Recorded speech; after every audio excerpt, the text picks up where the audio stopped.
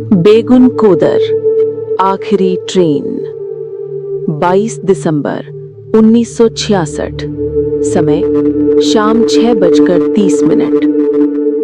पश्चिम बंगाल के पुरुलिया जिले के घने जंगलों के बीच एक छोटा सा रेलवे स्टेशन था, बेगुन कोदर। चारों तरफ जंगल, दूर दूर तक कोई बड़ा शहर नहीं, सिर्फ पटरियों की लंबी लाइन और हवा में गूंजती खामोशी। उस दिन सर्दियों की शाम थी। सूरज ढल चुका था और धुंध धीरे धीरे प्लेटफॉर्म को ढकने लगी थी। स्टेशन पर ड्यूटी कर रहे थे स्टेशन मास्टर हरि नारायण मुखर्जी।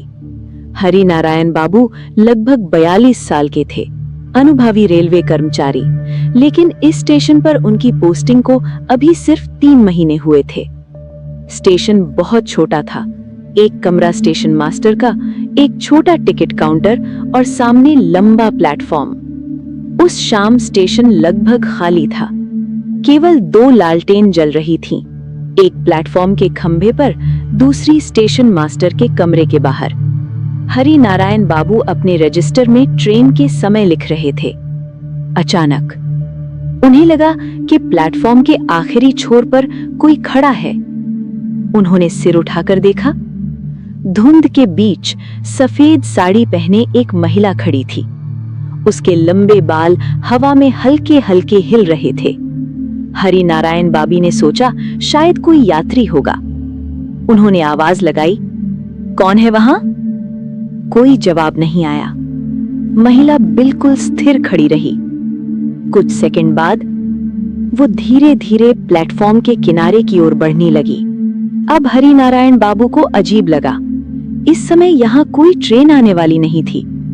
उन्होंने लालटेन उठाई और धीरे धीरे प्लेटफॉर्म की तरफ बढ़े। धुंध और गहरी हो चुकी थी।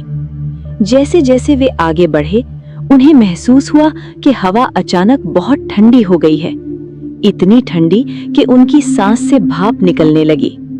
वे अब उस जगह पहुंच चुके थे जहां उन्होंने महिला को देखा था, लेकिन वहां कोई नहीं था, केवल खाली प्लेटफॉर्म। उन्होंने चारों तरफ देखा।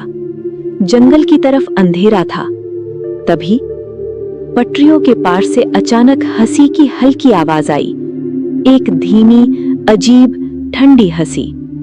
हरि नारायण बाबू का दिल जोर से धड़कने लगा। उन्होंने लालटेन ऊंची उठाई और तभी उन्होंने देखा, वही महिला अब वो पटरियों के बीच खड़ी थी। उसका चेहरा दिखाई नहीं दे रहा था, बाल पूरे चेहरे पर फैले हुए थे। हरि नारायण बाबू ने जोर से कहा, अरे वहां मत खड़े रहो, ट्रेन आ सकती है। महिला धीरे धीरे उनकी तरफ मुड़ी, लेकिन उसका चेहरा अब भी बालों से ढका हुआ था। फिर वो अचानक पटरियों पर दौड़ने लगी, ऐसे जैसे कोई ट्रेन के साथ दौड़ रहा हो। लेकिन वहां कोई ट्रेन नहीं थी, केवल खाली पटरी। हरि नारायण बाबू डर गए। उन्होंने तुरंत स्टेशन के कमरे में जाकर दरवाजा बंद कर लिया। उस रात वे लगभग पूरी रात जागते रहे। सुबह उन्होंने ये बात रेलवे कर्मचारियों को बताई। पहले तो सबने मजाक उड़ाया, लेकिन कुछ दिनों बाद दूसरे कर्मचारियों ने भी वही चीज देखी। कभी प्लेटफॉर्म पर खड़ी महिला, कभी पटरियों के किनारे और कभी रात में सुनाई देने वाली अजीब हंसी। धीरे धीरे ये खबर पूरे इलाके में फैल गई। लोगों ने कहना शुरू किया, बेगुन कोदर स्टेशन पर एक औरत का भूत है। डर इतना बढ़ गया कि कई कर्मचारी वहां ड्यूटी करने से डरने लगे।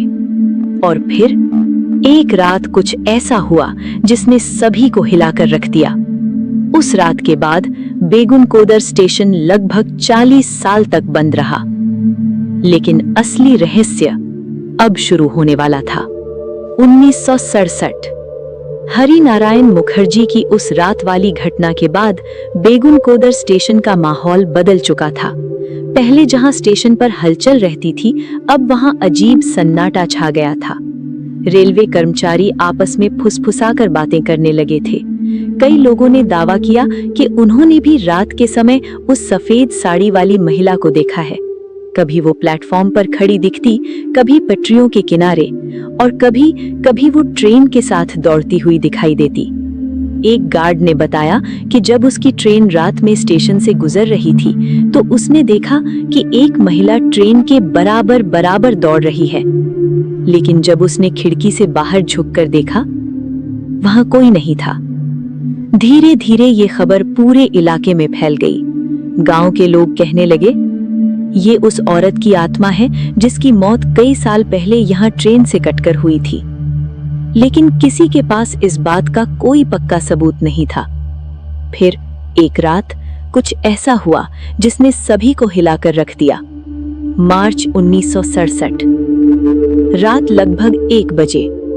स्टेशन पर उस समय 2 कर्मचारी ड्यूटी पर थे, रामलाल सिग्नलमैन और सुरेश दत्ता लाइनमैन।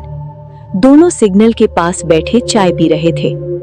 अचानक उन्हें प्लेटफॉर्म की तरफ से कदमों की आवाज सुनाई दी।